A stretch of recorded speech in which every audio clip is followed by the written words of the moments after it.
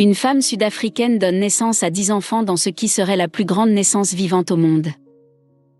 Gosiam Tamara, 37 ans, qui est déjà mère de jumeaux, a donné naissance lundi soir à 7 garçons et 3 filles par césarienne dans un hôpital de Pretoria, a déclaré son mari.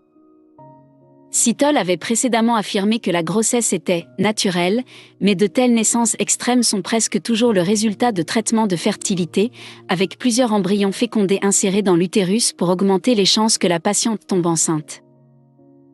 Cela survient juste un mois après qu'une femme malienne, Halima Cissé, a donné naissance à 9 enfants dans un hôpital au Maroc, dans un autre cas qui aurait été causé par un traitement de fertilité. Sitol a déclaré qu'elle avait souffert de la grossesse compliquée, éprouvant des nausées matinales tôt, suivies plus tard de douleurs à la jambe. Les enfants issus de grossesses multiples aussi extrêmes naissent presque toujours avec un poids insuffisant et peuvent souvent souffrir de malnutrition car le corps de la mère lutte pour fournir des nutriments à un si grand nombre de nourrissons. Les cas de mortalité infantile ne sont pas rares non plus à la suite de naissances multiples importantes. Le cas de Sitol survient juste un mois après la naissance des 9 jumeaux de la malienne Halima Cissé. Cissé, 25 ans, originaire de Tombouctou, a été transportée à l'hôpital de la capitale malienne de Bamako en mars pour être placée en observation avant d'être transportée par avion au Maroc pour être soignée dans un hôpital spécialisé après l'intervention du président du pays. Les enfants, 5 filles et 4 garçons, ont ensuite été accouchés par une équipe de 10 médecins et 25 infirmières par césarienne le 4 mai, lors d'une opération compliquée qui a failli faire mourir Cissé d'une perte de sang. Les médecins ont révélé plus tard que les bébés étaient nés avec une insuffisance pondérale significative et avaient des carences en tout, mais sont maintenant dans un état stable. Depuis la semaine dernière, les enfants étaient toujours soignés 24 heures sur 24 au Maroc, les médecins affirmant que leur poids avait considérablement augmenté. Mais les médecins ont déclaré qu'ils devront toujours être maintenus en observation pendant au moins 6 semaines supplémentaires avant de pouvoir envisager de les renvoyer chez eux.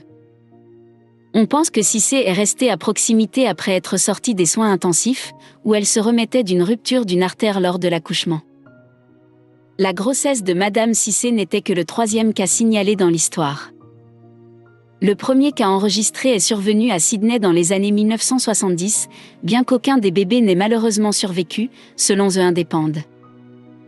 En mars 1999, un groupe est né en Malaisie d'une femme nommée Zurina Matsad, bien qu'aucun d'entre eux n'ait survécu plus de 6 heures. En janvier 2009, Nadia Sulman, surnommée Octomom, a donné naissance à des octuplés dont 6 garçons et 2 filles dans un hôpital de Californie. Tous ont survécu à la naissance et ont récemment célébré leur 12e anniversaire. Madame Sulman est toujours la détentrice officielle du record du monde de la plus grande naissance vivante. Les bébés étaient le résultat d'un traitement de FIV et étaient prématurés de 9 semaines lorsqu'ils ont été livrés par césarienne. Comment une femme peut-elle accueillir 10 bébés ?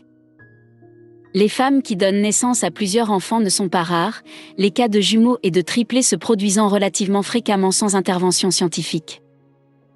Mais les grossesses multiples d'ordre élevé, 4 enfants et plus, sont extrêmement rares naturellement et surviennent presque toujours à la suite d'un traitement de fertilité. En effet, un tel traitement, qui comprend la FIV, est coûteux et les chances de succès sont relativement minces. Cela incite certains médecins sans scrupules à implanter un grand nombre d'ovules fécondés dans l'utérus d'une femme afin d'augmenter encore les chances de développement. Mais dans de rares cas, plusieurs des embryons, ou tous, commenceront à se développer en fœtus, créant des cas extrêmes de grossesse multiples. En théorie, il n'y a pas de limite au nombre d'enfants qu'une femme peut porter à la fois, bien que les risques pour la santé de la mère et des bébés augmentent avec chaque enfant supplémentaire.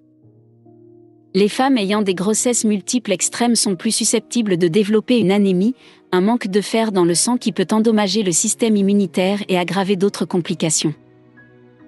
Les bébés nés de grossesses multiples d'ordre élevé sont presque toujours livrés tôt et ont tendance à être à la fois en sous-poids et sous-alimentés.